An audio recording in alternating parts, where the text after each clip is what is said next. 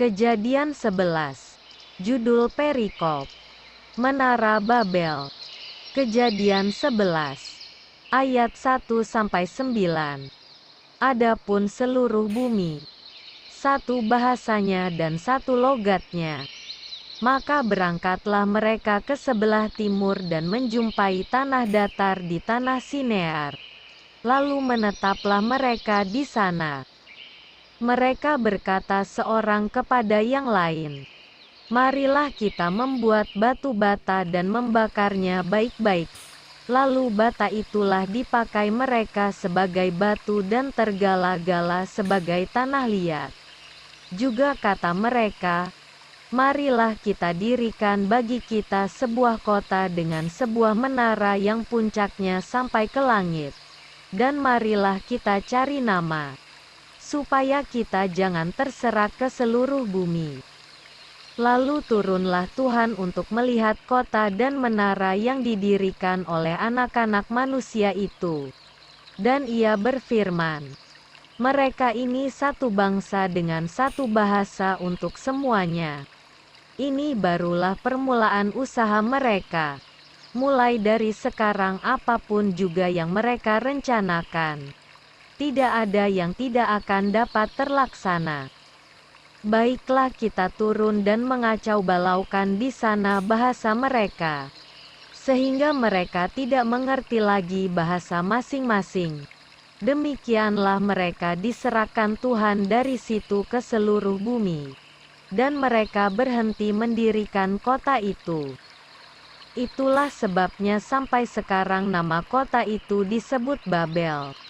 Karena disitulah dikacau balaukan Tuhan bahasa seluruh bumi, dan dari situlah mereka diserahkan Tuhan ke seluruh bumi. Judul perikop. Keturunan Sem. Kejadian 11. Ayat 10-26. Inilah keturunan Sem. Setelah Sem berumur 100 tahun, ia memperanakkan Arpahsad. 2 tahun setelah air bah itu, Sem masih hidup 500 tahun.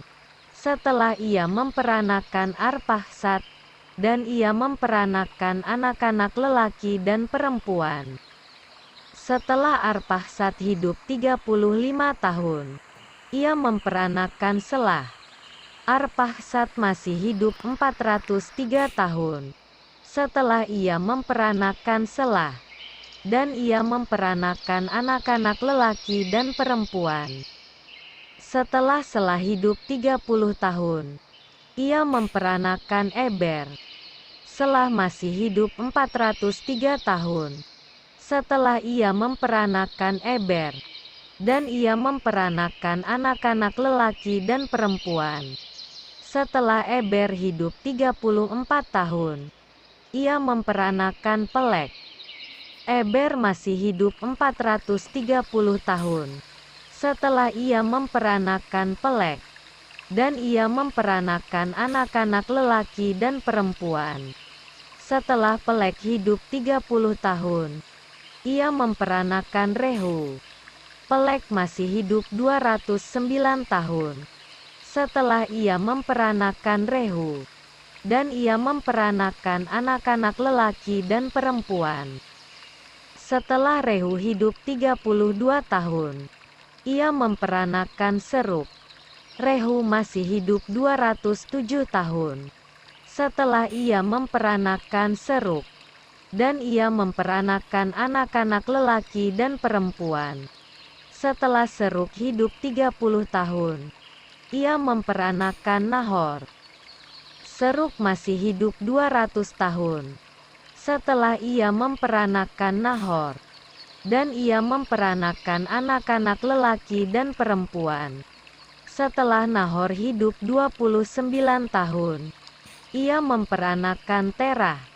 Nahor masih hidup 119 tahun. Setelah ia memperanakkan Terah, dan ia memperanakkan anak-anak lelaki dan perempuan. Setelah Terah hidup 70 tahun, ia memperanakkan Abram, Nahor dan Haran. Judul perikop. Keturunan Terah.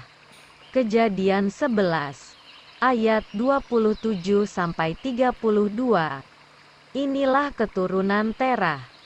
Terah memperanakan Abram, Nahor dan Haran. Dan Haran memperanakan Lot.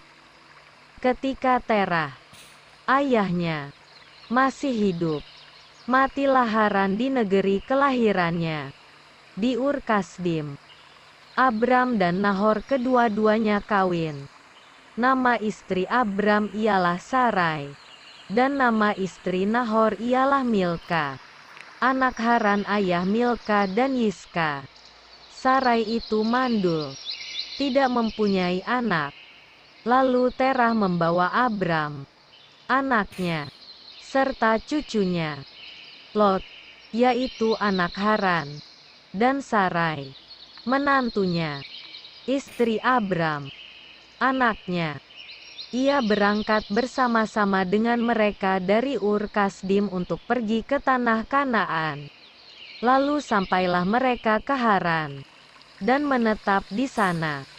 Umur Terah ada 205 tahun. Lalu ia mati di Haran.